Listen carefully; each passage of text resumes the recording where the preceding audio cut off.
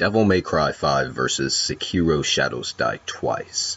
Which one should you get over the other, and why? So, both of these titles are coming out next month in March. Both are highly anticipated.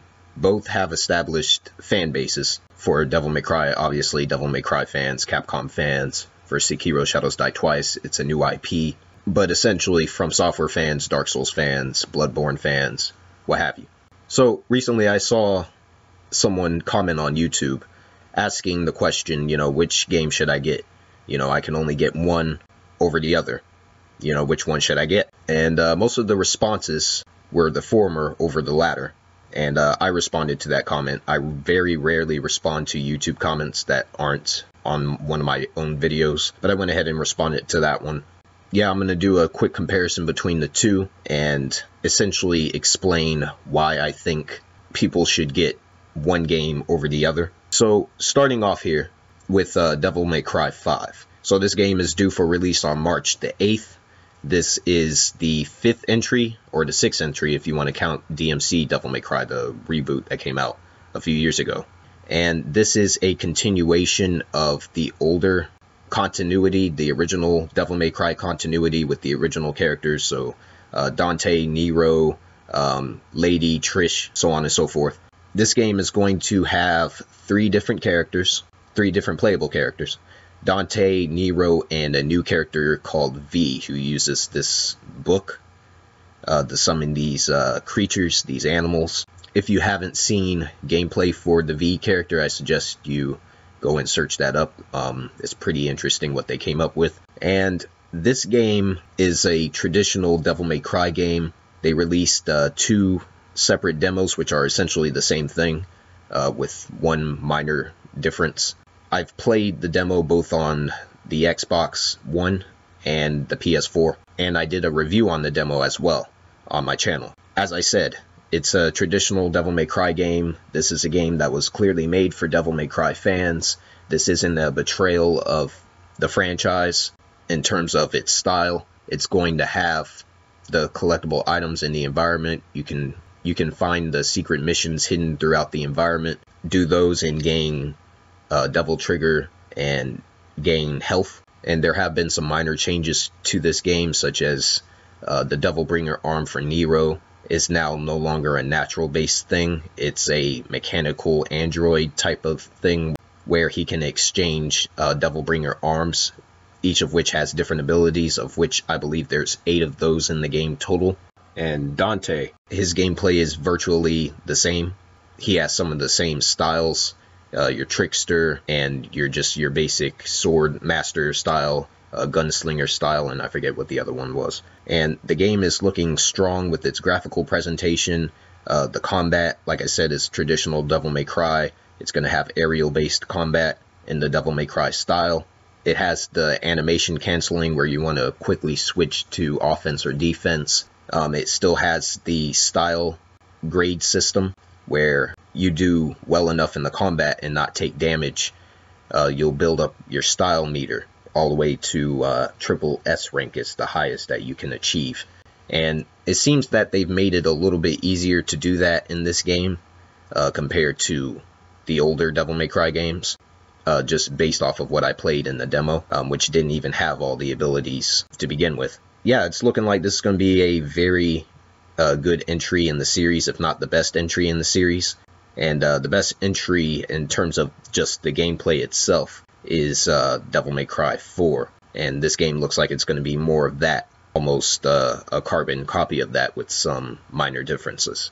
Now, this game will have microtransactions where you can spend real-world money and unlock all the abilities in the game within an instant. Some people have an issue with that. It's completely optional. And I understand why people have a problem with microtransactions. However, once again, they're completely optional, and that kind of thing is based upon what people want their experience to be with a particular game. So that's what I got to say about that. The game will have Bloody Palace mode, just not at launch. It's going to be a free update to the game. And the deluxe edition of the game is going to come with some extra items to be used in game. Such as separate character skins for the different characters that are in the game, including Lady and Trish themselves, as well as being able to change the style meter and being able to customize the in-game music with the older music from the original Devil May Cry games. You know, the first 4 in the series. So that's Devil May Cry 5. Now I'm going to talk about Sekiro Shadows Die Twice. This game is a new IP developed by From Software, who's best known for the Dark Souls franchise. Anyone who's followed my channel specifically knows that I have not been an advocate of Sekiro Shadows Die Twice. Primarily, I was not excited for this game when it was first announced because it looked like it was going to be another carbon clone of Dark Souls. And I don't need another carbon clone of Dark Souls. There's too many of those already in the industry. Initially, I was not going to buy Sekiro Shadows Die Twice. However, being that someone gave me a GameStop gift card as a gift, I figured I may as well use it on something, and so I used it on Sekiro Shadows Die Twice. So now I have the game pre-ordered. And what really made me interested in Sekiro and really changed my mind about the game is Game Informer's coverage of the game, which I'm going to discuss a little bit shortly. So Sekiro is going to be a linear game with open-ended areas and a hub world. It's going to have a hub-based location similar to the Dark Souls series, but that hub world's going to be interconnected with all the major paths that you can take in the game. So instead of teleporting to the hub world like you did in Bloodborne and in Dark Souls, you simply can just travel there on foot, from what I understood by reading some of the information on the game online. Sekiro Shadows Die Twice, first and foremost, is not an RPG. It's going to have a skill tree system, and in this skill tree, you're going to have to find different collectible items in the environment throughout the game that are hidden, which will unlock certain abilities in the skill tree, and that's how that system's going to work. But it is not an RPG.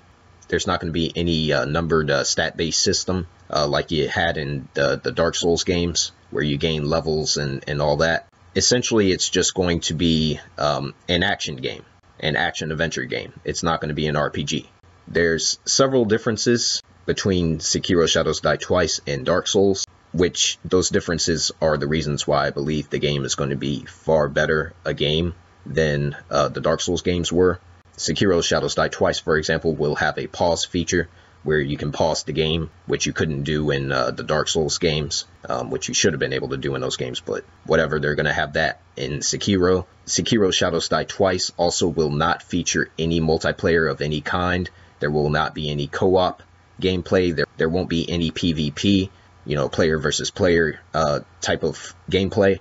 And so you won't be able to drop hints like you could in the Dark Souls games. Now, I never played Dark Souls or Bloodborne for multiplayer. I left the multiplayer scene years ago, but a lot of people enjoy those aspects of those games. And so for anyone who's disappointed about that, you know, completely understandable.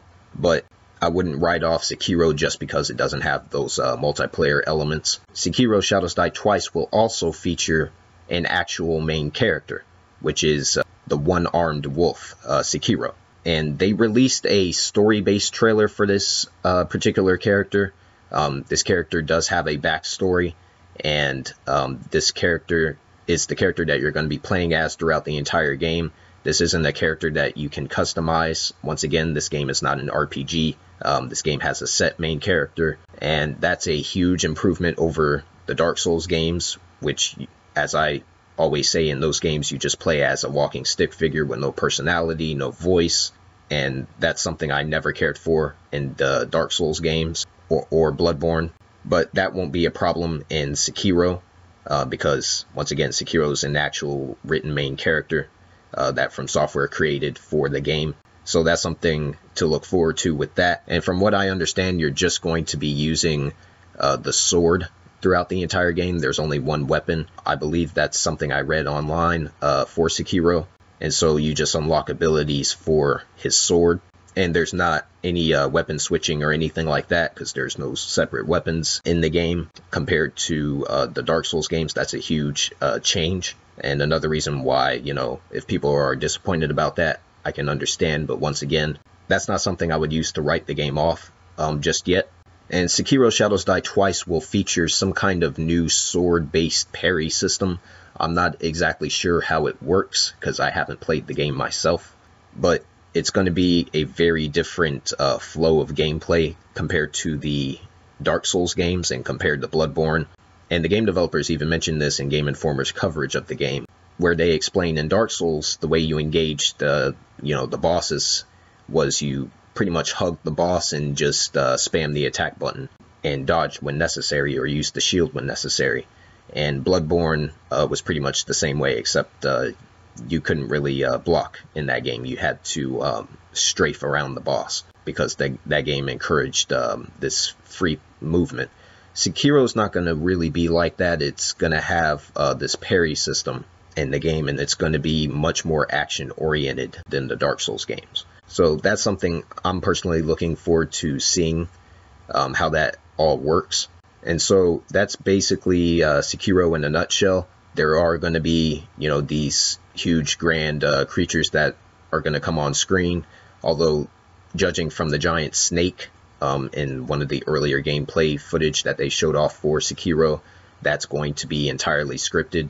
So I'd imagine that's how those enemies and those creatures are going to be in the game. It's going to be a scripted thing, which I don't really care for, but I got to see how it's actually used in the final game when it comes to those types of enemies. So basically, which game should you get over the other and why? I have to judge this based off of my past experience with the Devil May Cry franchise, which I've played and beaten every single game in the series. And I also have played a few of the Dark Souls games. I've played a little bit of 2. 3 is the best one in the series. I have that, and I played through that like 3 times. And Bloodborne, I platinumed that game in a week. I bought that game the day it came out. And Neo is another, even though that wasn't developed by From Software, that has the Dark Souls design to it. I bought and completed that when that game came out. So basically, judging from the gameplay footage for both games, for both Devil May Cry 5 and Sekiro, just some quick observations. Devil May Cry clearly is going to have a better graphical presentation compared to Sekiro. The graphics are clearly going to be much stronger in Devil May Cry. So if you're a graphics person, in which a lot of gamers are, that's one reason to choose Devil May Cry over Sekiro, is the graphics. Not that Sekiro is a bad looking game, it's just not as good looking a game as DMC5, so there's that. As far as which game is mechanically stronger, because both of these are action-based video games with physical-based weapons, Devil May Cry is going to have, the aerial-based combat. It's going to have the weapon switching. There's going to be multiple different weapons that you can use, and it's going to have 3 different playable characters. So already right there, it trumps Sekiro in quite a few different areas. Whereas in Sekiro, you only play as one character, and you only have one weapon to use throughout the entire game. And even though the game has a skill tree, you have to find objects in the environment to activate certain abilities in that skill tree. Whereas in Devil May Cry 5, it's going to be a traditional Devil May Cry game where you just kill enemies, gain red orbs, and you just use those red orbs as the currency in the game to unlock the other abilities that are available in the game. So Devil May Cry is trumping Sekiro in terms of graphical presentation, and it's trumping Sekiro in terms of the number of playable characters.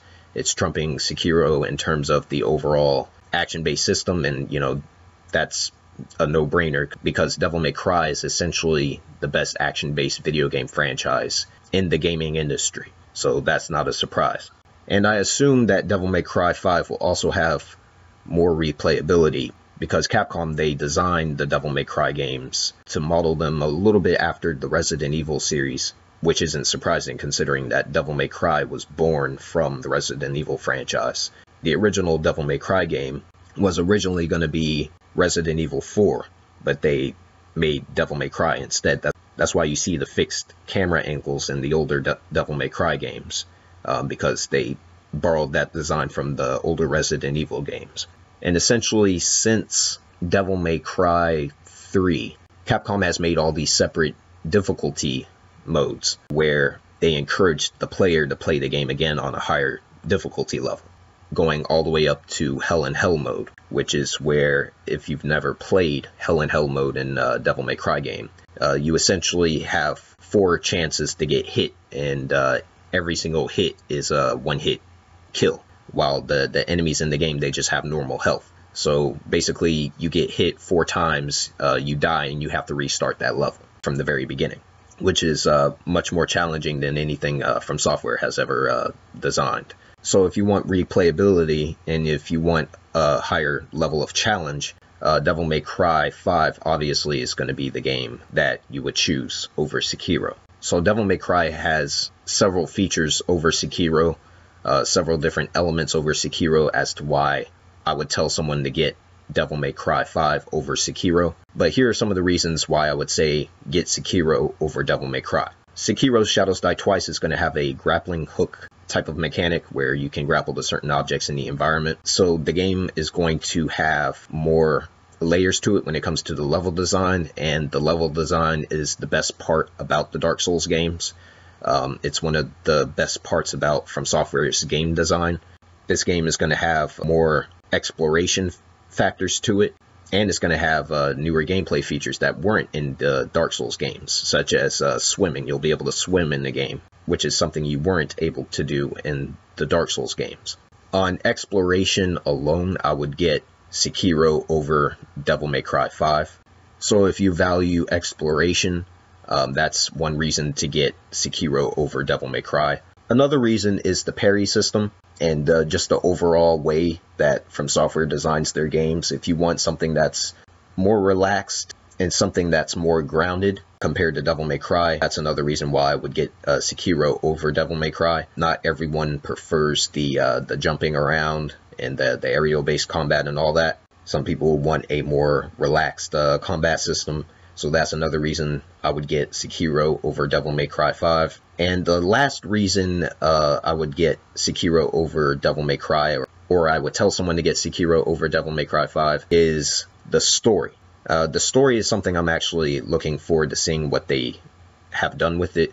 Now, I did read in an article online that even though Sekiro is going to have his own story, parts of his story will be left up to interpretation, which is similar to pretty much the entirety of the narrative of the Dark Souls games, or lack thereof. And this game has been confirmed to have 3 separate endings, which is similar to Dark Souls 3 and Bloodborne in particular. And the Devil May Cry series has never been strong with its storytelling. The only game in the series that's been praised for its storytelling critically is the DMC reboot, which a lot of people didn't care for. So because they're going back to this original canon with Devil May Cry, I assume that the storytelling is going to take a hit, and it's just going to be essentially a bunch of nonsense. And I'm really looking forward to seeing what the story is with this Sekiro character that From Software has created for this game. So based off of the 3 separate endings alone, and the fact that you do have a set character for the game, I would get Sekiro Shadows Die Twice over Devil May Cry 5 for its story alone, if you value a storytelling experience in video games. So that's really the only 3 reasons I can think of why I would tell someone to get Sekiro over Devil May Cry. But obviously, if I had to compare the 2, and if you can only buy one game or over the other, Devil May Cry is just going to be the better game, based off of what I've seen of it, and based off of my past experience with the Devil May Cry series. Now, I'll be getting both games, and I'll be uploading content for both games. That's the plan anyway. And I'm looking forward to playing both. However, I'm obviously much more excited for Devil May Cry for the reasons that I mentioned earlier in this video. So that's the comparison. It's basically a matter of preference. Do you prefer a more grounded storytelling experience in your games? Do you prefer a more grounded combat system in your games? Do you prefer a higher level of exploration? Then I would get Sekiro. If you prefer a stronger graphical presentation, if you prefer more depth with the combat system, you know, with your aerial-based abilities and your weapon switching, if you prefer to play as multiple separate characters, and if you prefer a greater challenge, Devil May Cry 5 would be the game I would choose. So that's the video.